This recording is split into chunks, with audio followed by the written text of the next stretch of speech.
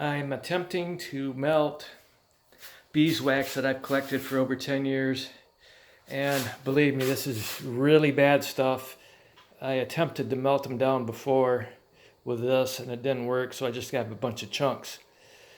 I have very limited experience on melting beeswax.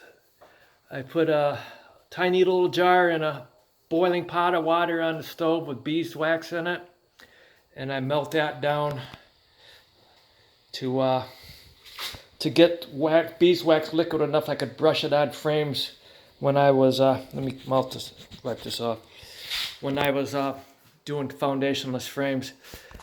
So what I'm doing now to speed up things a little bit, I've got this, because I spent a lot of time today.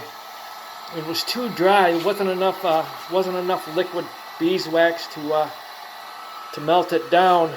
So I'm heating the top of it and trying to melt that down quicker. Let me pause this and I'll show you what. I got this jury rigged. I don't know if it's going to work or not. I'm not going to spend any more money on it if it's not going to work. But let me show you what this is. It's a Winco food tray steamer and the thermostat here. When the light's on, that thermostat's going. That's the original heating element. I had to add a water heater heating element, and I'll pause this and I'll lift it up. All right, this is the problem. If I let that go dry, this is a 240 volt water heater heating element, but I've got 120 going through it and it still boils. I have to make sure I don't run this dry, so every 10 minutes or so I take this off and I add a little bit of water, just enough to keep it above the heating element. All right, and then I'm gonna put that back on. I want to make sure this works before I invest any more money into it. Right now I've got $100 for the food steamer and then maybe $8 for that water heating element, so a little over $100.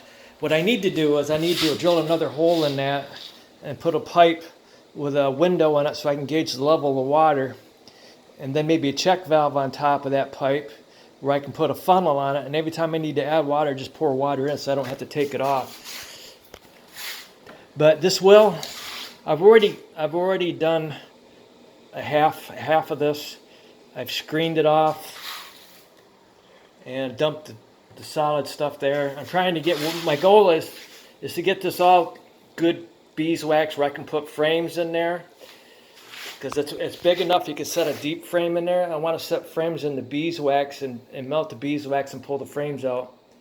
I asked the commercial beekeeper if he would, or if they would melt all the frames I have from over 10 years of beekeeping, and they said no, they wouldn't do that. I told them they could keep the beeswax, but they had no interest in doing it. So I've got a couple hundred deeps and mediums, maybe more than 200, that have frames in them I'd like to melt down.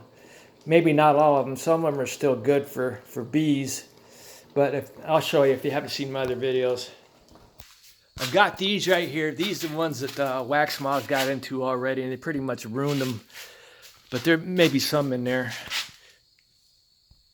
Starting right here. Most of these are good because I've had these outside last year underneath this roof.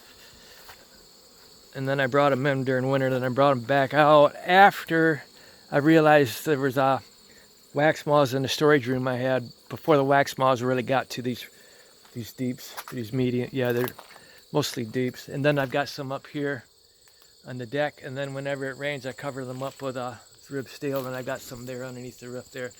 So most of these are still good. I'm gonna go through and do the ones that are dark brown. That's my largest colony there. Of 9 of them, that's the largest one. I did have trouble with robbing yesterday. So I've got a lot of good frames out here. It's just any of them that are a little bit brown, the wax moths will, if there's a little bit of pollen on it, you got wax moths on it. So let me pause again. This is where I had them over winter. And I thought this was moth proof, but See, I let the spiders do what they're gonna do down here with spider webs and stuff. But I checked in June and I found a few moths, so I decided to pull them back outside and put them in the sun. So I thought this room was ready for storage, but it's not. So I gotta go through and check it again. Because below this floor right here, I have a cellar, a 10 by 12 cellar.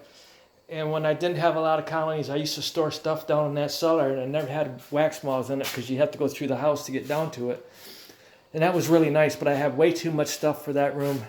But it would be nice if I could make that basement there moth-proof, so I wouldn't have to go through this hassle of making sure frames don't get moths in them and ruining them. And so anyway, yeah, see this is melting it down. I should have covered it up. So I got this piece of plywood here. I've been covering it. It just takes a while.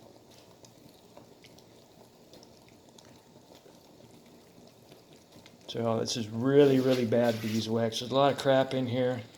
It'll take me a long time to get this cleaned up. Probably the rest of the night.